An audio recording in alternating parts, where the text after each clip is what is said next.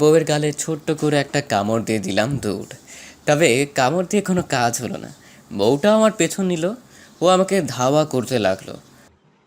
দাঁড়াও, আমি কিন্তু আর দৌড়াতে পারছি না, পড়ে যাবো মানে। সাথে সাথে আমি থেমে এলাম, কারণ বউটা আমার অসুস্থ। যদি পড়ে যায় তাহলে আর একটা ঝামেলা বাড়বে। এখন যাবা কোথায়? আমি এসে রোহানকে ধরে ফেললাম। এখন যাবা কই তুমি? তুমি আমার গালে কামড় দিলা কেন? শোনা, আমি কামড় দিইনি, মশাই দিয়েছে মনে হয়। এই, তুমি মিথ্যা বলবা না। আমি চোখ খুলে তোমাকেই দেখেছি, আর যখন ধরে ফেলছি তখন তুমি পালিয়ে গেছো। মা, ধরা পড়ে গেলাম। কেমনে দেখলা তুমি? আমার কপালেও একটা চোখ আছে, ওইটা দিয়ে দেখছি। আমি ওর কপালের চোখ খুঁজতে লাগলাম, কিন্তু পাচ্ছি না। ওই কপালের চোখ কই? কপালের চোখ তো তুমি দেখতে পাবে না, ওইটা আমি গুজে রেখেছি। আমি একটু দেখি, একটু দেখাও না। ওটা পাবে না গো। এখন বলো তো, কামড় দিলা কেন? আমার আর বিকেলে ঘুম আসছিল না, আর তুমিও ঘুমিয়ে পড়ছিলাম, তাই আমার সাথে কথা বলার কোনো মানুষই ছিল না। তাই ভাবলাম তোমার গালে ছোট্ট করে একটা কামড় দিই, কিন্তু ধরা পড়ে গেলাম। এই আমাকে কামড় দেওয়া?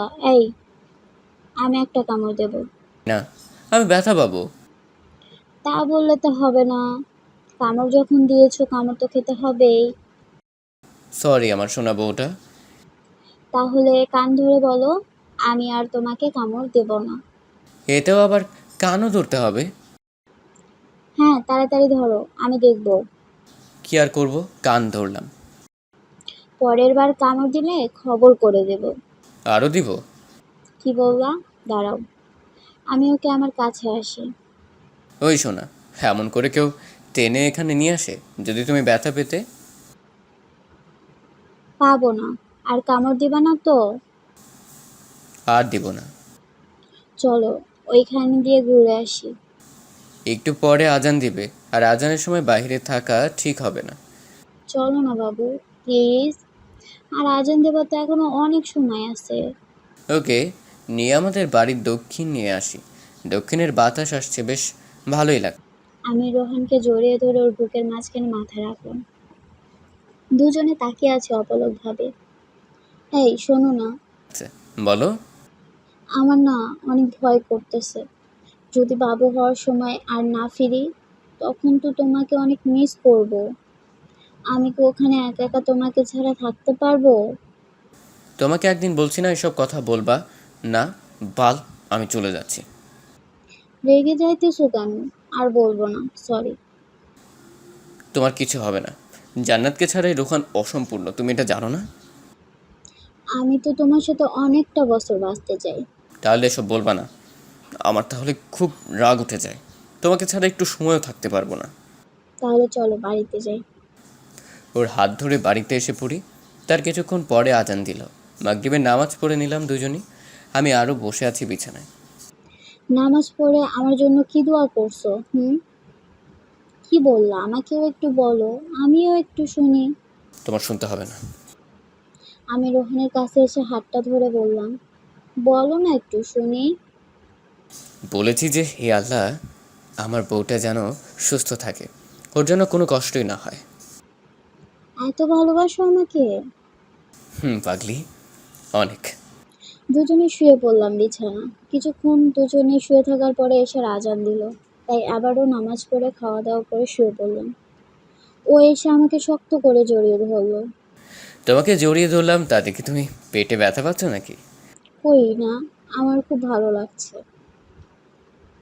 আমি ওর গালে একটা চুমু দিলাম, তারপরে আমি ওকে জড়িয়ে ধরলাম। কিছুক্ষণ পরে রোহান আমার পেটে কান দিয়ে কি যেন শুনতেছে। ওই কি করতেছো তুমি? আমাদের মনে হয় দুটো বাবু হবে। ওই যে দুইটা বাবু ঝগড়া করছে।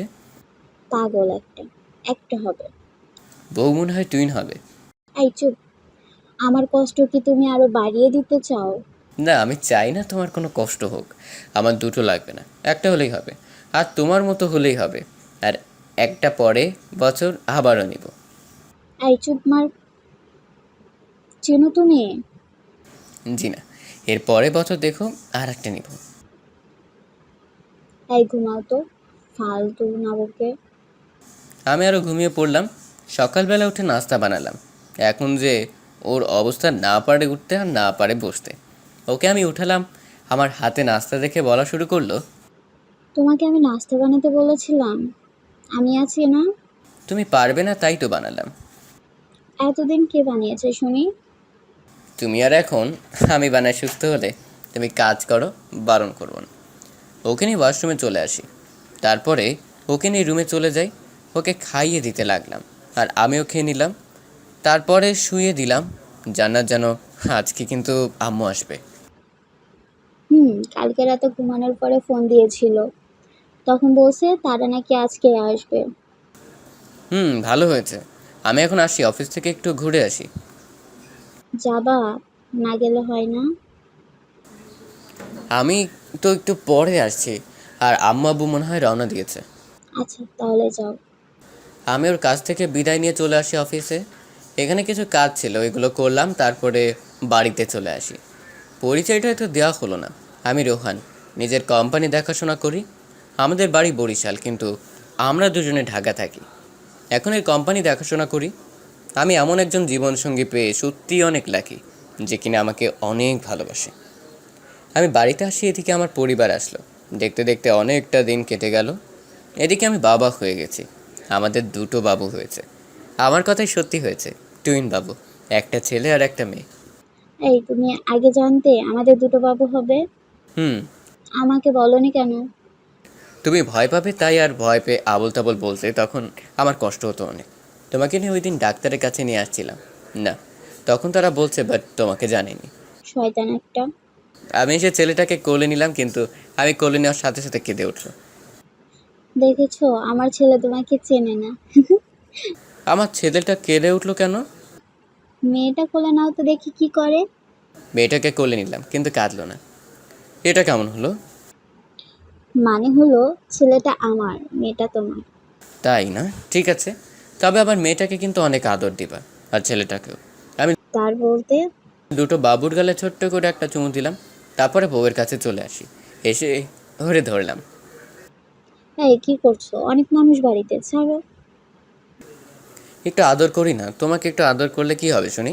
দরজাটা খোলা, আর রাতে আদর করবে, এখন যে কোনো সময় এখানে মানুষ আসতে পারে। তবুও আমি ওর কোনো কথা না শুনে ওকে এসে জড়িয়ে ধরলাম। তাকিয়ে আছি ওর দিকে, আরও আমার দিকে। অনেকক্ষণ জড়িয়ে ধরলাম, এর ভিতর ছেলেটা কেঁদে উঠল। এই বাবু কান্না করতেছে, ওদিকে, এদিকে দাও তো। তোমার ছেলেটা কি আমার বউটাকে একটু আদর করতে দিবে না? আমি আস্তে করে বাবুর নাক ধরলাম। পুরো ওর আম্মুর মতো দেখতে। এই আব্বুটা কান্না কেন করো? জান্নাতের কাছে ওকে দিলাম, পুরো ঠান্ডা হয়ে গেল। এই শোনো না, বলো, কি বলবা? এদিকে আসো। আমি ওর কাছে এসে পড়ি। আমি ওর কানে মুখ লাগিয়ে বললাম, দুটো বাবু হয়েছে না, দুটোই থাকবে, আর কোনো বাবু নেব না আমরা, ঠিক আছে? এই প্রতি বছরের এমন করে দুটো হবে দেখো।